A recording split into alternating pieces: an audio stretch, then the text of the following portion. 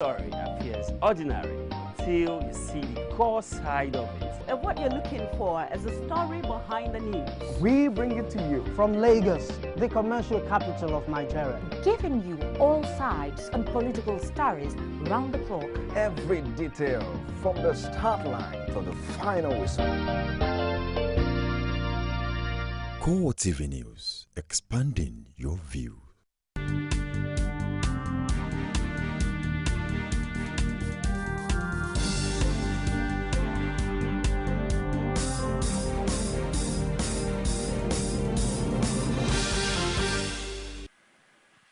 Good morning and welcome to CoreTV News on the Hour. I am Martins Dixon. The new Inspector General of Police, Suleiman Abba, on Thursday evening turned up at the presidential villa for a closed-door meeting with President Goodluck Jonathan. He was accompanied by the former outgoing Inspector General of Police, Mohammed Abubakar, who told journalists that he was leaving the place a fulfilled man. What a good journey. 35 years is not a joke, and I think it's an opportunity for me to thank the people of Nigeria, particularly Mr. President, for giving me the opportunity to serve as #1 cop in Nigeria. And it's been quite challenging, doubting, but a good journey. I thank God for this. What do you expect the man succeeding you to, how do you expect him to face the challenges that you have? Well, as, you're just leaving behind. As somebody who has been in the police for quite some time and experience, he has the knowledge, he has the expertise. I expect him to take the police to the next level from where I left it. From where? From here? Where do you go? Where do I go home? Yes. Most challenging. Are you going to farming or going to politics? No. No, sir. Just a minute. 1 minute. Okay, congratulations. Let them know. Okay, let them know. He said that I will not do anything. Just leave. No, congrats, sir. Congratulations. IG, what do we expect from them going forward? IG, sir. What innovations are you going to bring? Don't jump the gun.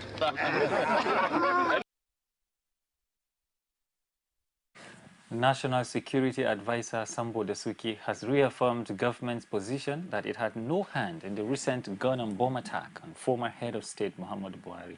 Dasuki told State House correspondents that as far back as February, the Boko Haram had said Buhari was an infidel that must be dealt with. There was a threat as far back as February this year issued by Sheikh, calling them infidels by name and by position, and saying that they were in trouble, they were going to see. Because the first thing that happened, instead of looking at what are the issues, people jumped to conclusion, certain statements were, the government is responsible. Well, the government was not responsible. And if you say government was responsible in case of General Buhari, why didn't you say the same thing in case of Sheikh Dahiru Bauchi? And we said it not because we had facts, but because it is what sells the papers. That is the unfortunate thing. And we tried to show, look, there is this issue. It was not only General Buhari, not only Sheikh Dahiru Bauchi, but there were some other leaders who were mentioned too. And that is the thing. So it's still calling on the press to be very, very mindful what you put out there, what you carry. Even if somebody is foolish enough to say something stupid, you shouldn't help him spread it. You should be the sane voice there when our senses take leave of us. A member of the Chibok community says he believes that Boko Haram has not been using some of the abducted schoolgirls as suicide bombers. Wakil Chibok told CoreTV News in Abuja that there is no proof that the abducted girls are behind the recent spate of suicide bombings. He was speaking against the backdrop of fears that the girls might have been indoctrinated after more than 100 days in captivity. I don't think our girls are being used for suicide bombing. Anybody who tells you that one is not telling the truth. There are some men that dress like women, some of these suicide bombers. They put their women dresses and behave that they are women. Even the one that was caught in Kaduna, he is a man, but he dressed in a woman dress.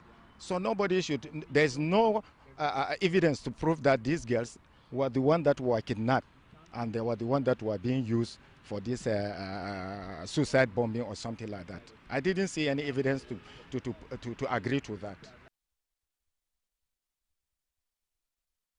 Osun State Governor Rauf Aregbesola has condemned the action of the Department of State Security. He described the sporadic shooting and recent harassment of journalists as unleashing terror on law-abiding citizens of the state.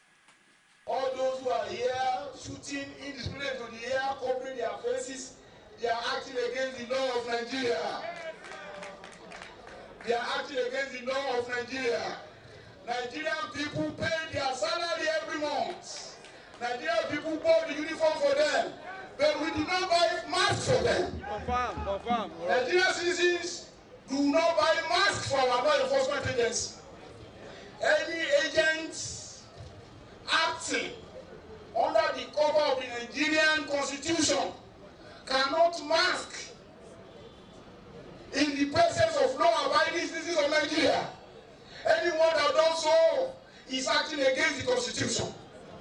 We will warn them officially, after which we will take our action against them. They have no right. They have no right to come and harass us in our own land. This is our land. God bless you. And until the end of our term, I'm the legitimate authority to govern this place. I love that. My term, this first term ends in November. And until that time, I am still the governor. God bless you. God bless you. I have the legitimate authority to secure life of our citizens. Nobody, and there will be nobody can threaten and persecute us. We are here. We are here with the full body of the law. And we shall explore the law to the fullest to protect our lives and the part of our God bless you. We are here under the law. God bless you. Nobody can act beyond the law. There is a law in Nigeria. We have a peaceful state. We have governed this state with the best effort possible to maintain law and order. Nobody can disrupt the peace of this state. We shall confront them if that is what they want from us. Civil servants in Ekiti State have threatened to embark on total strike over the deduction of their salaries and non-remittance of cooperative fund by the state government. The workers demanded that the government expedite action in paying the money or face strike. Rashid was there and filed in this report. In a protest to the State House of Assembly, the workers said the deductions are unacceptable and demanded that their money be refunded. Chairman of the State Public Service Joint Negotiation Council, Oladipo Johnson, said failure of government to pay the money will amount to industrial action. Upward of 4 months now, and that is exactly what we are asking the government to pay. It's not a negotiating issue. It's an established fact, and we are just mediating to avoid this type of crisis we are now seeing. And we don't want it to go out of control. That's why we are intimidated. We are telling the government to expedite action between now and Friday and tomorrow to pay. Let me tell you, we are on 31st of July, and the salary for July has not been paid. The workers told journalists that they had earlier given the government a 7-day ultimatum, but have not gotten any response.